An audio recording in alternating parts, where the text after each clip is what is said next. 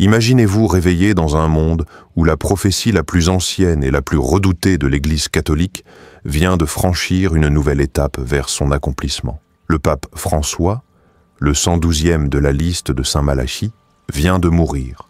Et avec lui s'éteint une ère marquée par des contradictions, des espoirs et des signes de plus en plus clairs qu'un événement majeur est sur le point de se produire. Mais maintenant, que va-t-il se passer? Avec un monde plongé dans des crises morales, spirituelles et existentielles, sommes-nous vraiment prêts pour le dernier pape? Celui qui, selon la prophétie, guidera l'Église durant la destruction de la ville aux 7 collines. Cette question n'est pas seulement théologique, elle est existentielle, elle est civilisationnelle. Et peut-être est-ce la dernière que nous avons encore le temps de poser. Depuis le XIIe siècle, lorsque Saint Malachie aurait reçu une vision contenant les noms symboliques de tous les papes jusqu'à la fin des temps. Des générations de fidèles, de théologiens et même de sceptiques ont tenté de décrypter les énigmes cachées dans ces paroles. Chaque pontife a reçu une phrase mystérieuse. Et chacune, avec le temps, semblait correspondre de manière troublante aux caractéristiques de son pontificat. Benoît XVI a été appelé de la gloire de l'olivier, François était le Pierre des Romains déguisé sous une autre couronne. Et maintenant, selon l'ordre prophétique, il ne reste qu'un nom, Petrus Romanus. Un nom qui ne porte pas seulement une identité, mais le poids d'une sentence. Durant sa persécution, la ville sera détruite et le juge jugera son peuple. Mais qu'est-ce que cela signifie pour nous, ici et maintenant?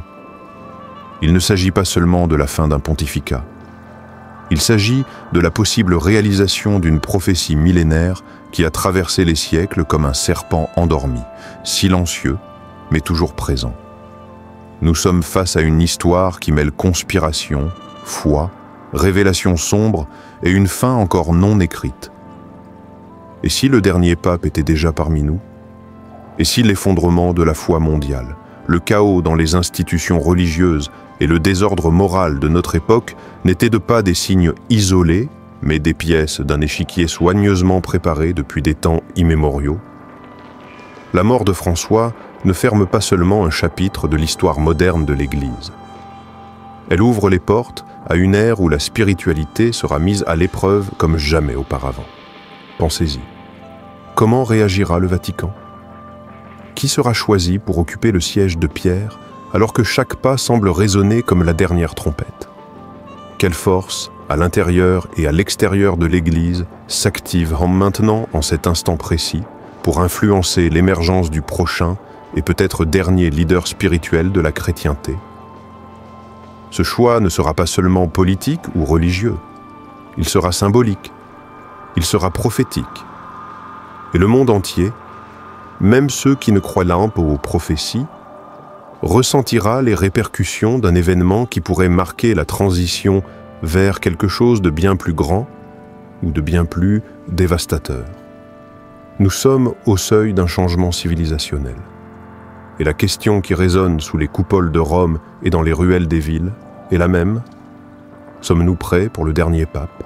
Cette vidéo n'est pas qu'un récit. C'est une invitation à plonger au cœur d'une prophétie oubliée, aujourd'hui ravivée par les braises de la réalité. C'est un avertissement. Un appel à réfléchir sur la foi, le destin et l'avenir de l'humanité. Car si les paroles de Malachie se sont révélées exactes jusqu'à présent, alors il serait peut-être insensé d'ignorer ce qui s'annonce. Et si vous pensez que tout cela n'est qu'une coïncidence, préparez-vous à découvrir des connexions, des symboles et des événements qui défient toute logique rationnelle. La prophétie est vivante et l'horloge a déjà commencé à tourner. Parmi toutes les prophéties qui ont traversé les siècles, aucune ne porte un silence aussi dense que celle de Saint Malachie. Écrites au XIIe siècle, enveloppées de mystère et de méfiance, elles émergent aujourd'hui avec une force presque prémonitoire. Chaque devise attribuée à un pape n'est pas une description évidente, mais un symbole, une clé poétique pour identifier qui occuperait le trône de Pierre. Et ainsi en fut-il. Un par un, les papes sont venus chacun mystérieusement cohérent avec sa devise respective, comme si l'histoire était écrite selon une architecture invisible. Jusqu'à ce qu'au bout de la liste, un nom résonne avec un poids incomparable. Petrus Romanus, Pierre le Romain. La prophétie s'arrête avec lui. Il n'y a pas de continuité, aucun nom après, juste une description énigmatique. Lors de la persécution finale de la Sainte Église, romaine régnera Pierre le Romain, qui paîtra ses brebis au milieu de nombreuses tribulations, et ensuite, la ville aux 7 collines sera détruite et le juge terrible jugera le peuple. Ce n'est pas seulement une phrase, c'est un séisme symbolique. Elle parle d'un temps de chaos, de tribulation et de jugement. Plus de transition en douceur, plus de successeurs. Fin de la ligne. Mais qui est ce Pierre le Romain? Serait-il déjà né? Serait-il caché? Ou prêt à prendre place? Certains érudits proposent une interprétation audacieuse, que le pape François lui-même, le leader actuel de l'Église, serait cette figure finale. Un jésuite venu du bout du monde, avec des liens profonds avec Rome, vivant et dirigeant l'Église en des temps de rupture, de scandale et de déclin interne. La métaphore du « dernier pasteur » ne semble plus si lointaine. Lui-même a parlé ouvertement de sa mort. Il a déjà exprimé le souhait que son pontificat soit bref. Il y a quelque chose dans son attitude, dans ses paroles, dans ses silences, qui fait que beaucoup sentent qu'il sait, comme s'il portait sur ses épaules le poids d'une clôture. Mais si François est le dernier, que vient-il après lui? Le vide? La persécution? La destruction symbolique de l'Église telle que nous la connaissons? Une chose semble claire dans les paroles de saint Malachie. La transition entre ce pape et le prochain cycle de l'humanité ne sera pas douce. Elle sera marquée par des tribulations, par des tensions spirituelles et sociales, par une sorte d'effondrement symbolique où le monde religieux cessera d'être une encre, pour devenir un miroir fissuré. Et lorsque le sacré se fragmente, les ombres prennent la parole. Vous ressentez ce climat dans l'air. Il est dans les nouvelles. Il est dans les conversations de couloir. Il est dans l'inconfort collectif face à des institutions qui n'inspirent plus confiance. Le monde, tel un corps fébrile, se tord en quête de sens. Et peut-être, sans le savoir, vivons-nous déjà les premiers chapitres de la dernière prophétie. Une époque où le pasteur se tait et où le troupeau doit trouver seul son chemin. Une époque où il n'y a plus d'autorité extérieure pour sauver. Seulement une confrontation directe avec l'esprit. Le Vatican a toujours été plus qu'un siège spirituel. C'est une forteresse symbolique. Un dôme de marbre sous lequel des milliards ont projeté leur foi, leur peur, leur culpabilité et leur espoir. Mais lorsque ce dôme commence à se fissurer, lorsque le successeur de Pierre devient le dernier nom de la liste, qu'est-ce qui soutient le monde que nous avons construit sur lui? Il y a une fissure qui n'est pas physique, mais existentielle. Quelque chose glisse entre les doigts de la tradition, et même les plus fidèles ne peuvent plus l'ignorer. Il ne s'agit pas d'une crise de foi. C'est plus profond. C'est une crise de direction. Le monde ne sait plus où aller, et ceux qui devraient lui montrer le chemin semblent également perdus. La renonciation de Benoît XVI, l'ascension inattendue de François, les changements brusques, les réformes inachevées, les scandales étouffés, tout cela s'accumule comme des présages, comme si le cœur même de l'Église battait de manière accélérée, confus, à la veille d'un arrêt soudain. Et au milieu de ce chaos subtil, le silence de la prophétie croît comme un tonnerre étouffé. Saint Malachie, en écrivant ses devises énigmatiques, ne décrivait pas seulement des individus, il décrivait des époques, des archétypes, des étapes d'un cycle qui, comme les saisons, arrivent inévitablement à leur terme. La devise finale ne concerne pas seulement un homme, elle concerne l'effondrement d'un cycle spirituel. La mort d'un langage. La fin d'un pont entre l'humain et le divin construit sur des dogmes qui ne soutiennent plus le poids de l'existence moderne. La prophétie, en ce sens, est une révélation, mais aussi une invitation. Un appel à une traversée intérieure, maintenant que le phare extérieur semble sur le point de s'éteindre. Et voici le point le plus inconfortable.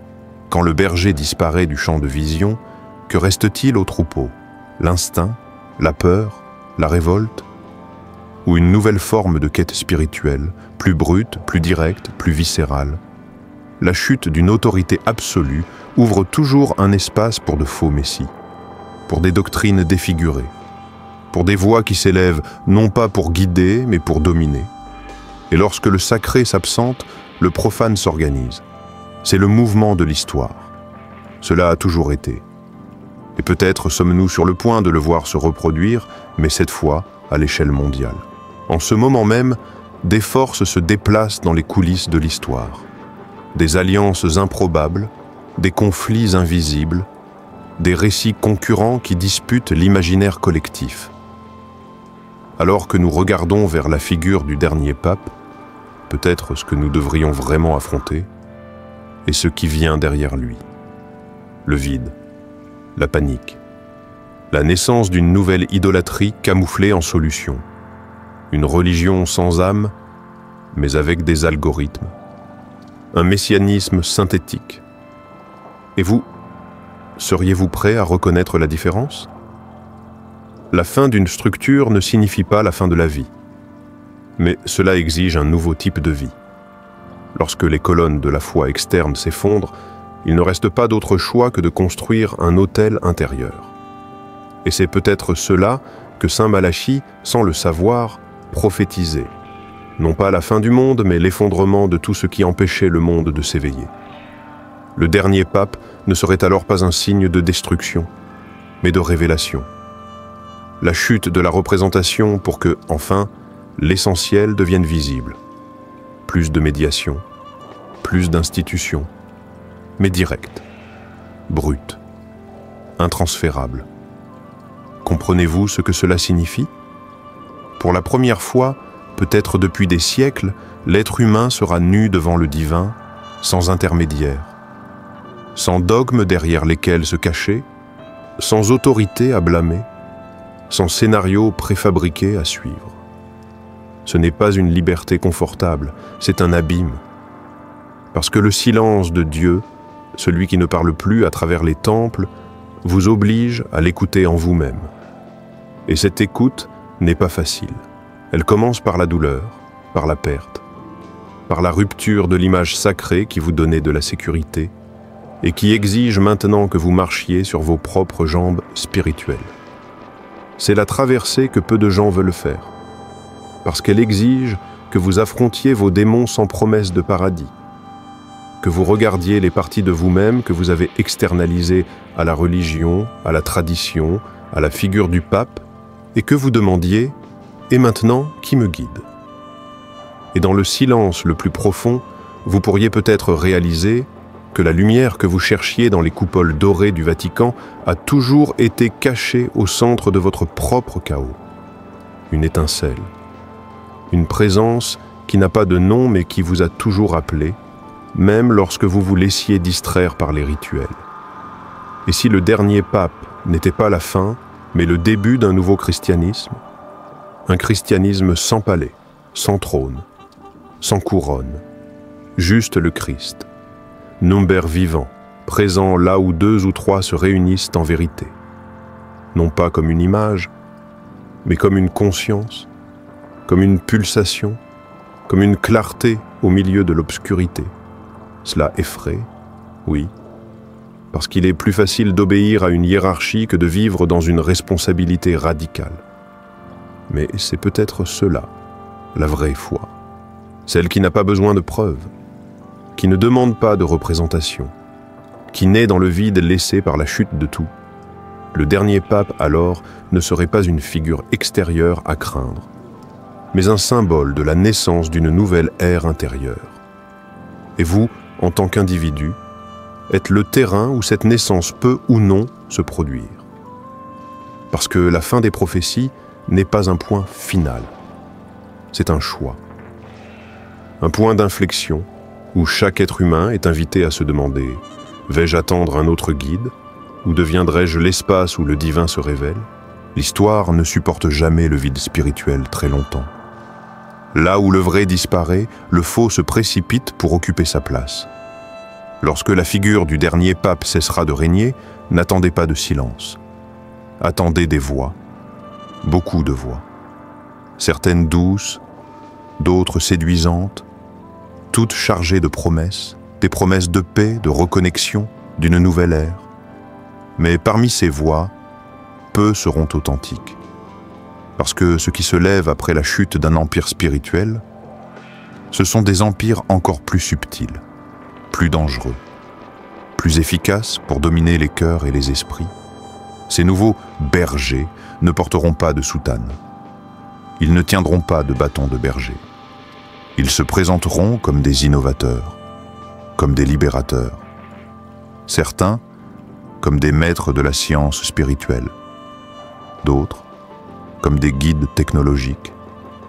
Leur pouvoir ne viendra pas de la tradition, mais de leur capacité à générer de la fascination, à manipuler l'imaginaire collectif avec des images belles, des discours magnétiques et des expériences émotionnelles.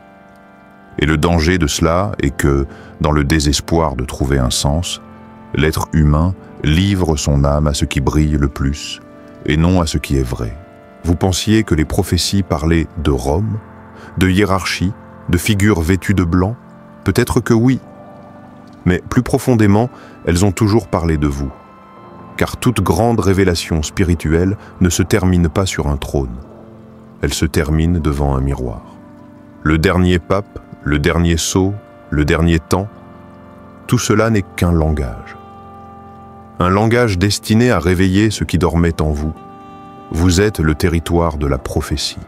Vous êtes le point final de la lignée qui s'incline maintenant devant l'éternité. Et si le dernier nom de la liste n'était pas seulement celui d'un homme, mais une invitation, un appel subtil disant « Le prochain pas ne viendra pas des institutions, mais des consciences éveillées. » Peut-être que Saint Malachie n'a pas clôturé l'histoire. Peut-être qu'il n'a fait que lever le voile qui recouvrait votre propre vision de ce qu'est la foi, ce qu'est la vérité, ce qu'est Dieu. Car lorsqu'il n'y a plus de pontife, il ne reste que le pont. Et ce pont doit être traversé de l'intérieur. Avec les pas de l'âme, avec le courage de celui qui accepte de devenir l'habitation de ce qui, auparavant, n'était que vénéré de loin. Mais ce courage n'est pas donné à tous, car il exige que vous mouriez à votre zone de confort spirituel. Il exige que vous cessiez d'externaliser votre quête, que vous cessiez d'attendre une salvation, que vous cessiez d'attendre un Messie. La véritable fin de la prophétie, c'est cela. Il n'y aura plus personne pour vous guider en dehors de votre propre conscience éveillée. Cela effraie, cela brûle, cela déchire. Mais c'est précisément cela qui transforme, car la véritable illumination ne vient pas du ciel. Elle jaillit de l'intérieur, comme une aurore silencieuse, et seuls ceux dont les yeux ne sont pas contaminés par l'idolâtrie pourront la voir émerger. Vous n'êtes plus à l'époque de suivre, vous êtes à l'époque d'assumer. Le dernier pape était le dernier maillon d'une chaîne qui se défait maintenant, pour que vous puissiez enfin lever les yeux et comprendre. L'esprit que vous cherchiez a toujours parlé doucement en vous. Le temple que vous cherchiez était votre corps. La prophétie que vous redoutiez était votre propre âme criant pour sa libération. Et le jugement dernier n'a jamais été une punition extérieure. Cela a toujours été un choix intime. Rester endormi ou se réveiller. Alors, regardez bien, regardez en vous, respirez profondément, parce que le nom qui n'est pas écrit dans la prophétie est le seul qui compte désormais, et ce nom, c'est le vôtre. Nous arrivons maintenant à la culmination, au point où tout ce qui a été dit se transforme en un silence chargé de vérité. Parce qu'en fin de compte, ce n'était pas à propos de Saint Malachie, ni de François, ni de Rome. C'était à propos de ce qui demeure lorsque tout ce qui était extérieur s'effondre. C'était à propos de ce qui reste quand la dernière bougie s'éteint. Ce que cette vidéo vous a donné était plus qu'une alerte. C'était un mot de passe intérieur, un code, un miroir. Et maintenant que vous avez vu, vous ne pouvez plus ne pas voir. La prophétie s'est accomplie, Peut-être. Mais plus important encore, s'est-elle accomplie en vous? Vous avez déjà compris qu'il n'y a plus de leaders qui viendront. Il n'y a plus de formule toute faite. Ce qui existe maintenant, c'est vous, face à un choix radical. Continuez comme avant, à attendre des réponses, à externaliser l'esprit, ou accepter que vous êtes le dernier maillon d'une lignée qui se rompt maintenant pour que quelque chose de nouveau naisse dans une chair à vif. Cela demande du courage. Mais c'est aussi un privilège. Vous avez été appelé à vivre le moment le plus mystérieux et sacré de l'histoire humaine. Le moment où il n'y aura plus d'intermédiaire entre le ciel et votre âme. Où le temple est votre corps et l'autel est votre conscience. Alors maintenant, il ne reste qu'une question. Que ferez-vous de cela? Allez-vous faire semblant de ne pas avoir entendu? Allez-vous continuer à attendre un nouveau nom, un nouveau leader, un nouveau sauveur? Ou accepterez-vous que l'esprit a soufflé en vous et brûlé avec lui jusqu'à ce que tout ce qui est faux disparaisse? Répondez dans les commentaires, mais surtout, répondez avec votre vie. Parce que lorsque la prophétie prend fin, commence le temps du témoignage. Et le monde entier attend le son de votre réponse.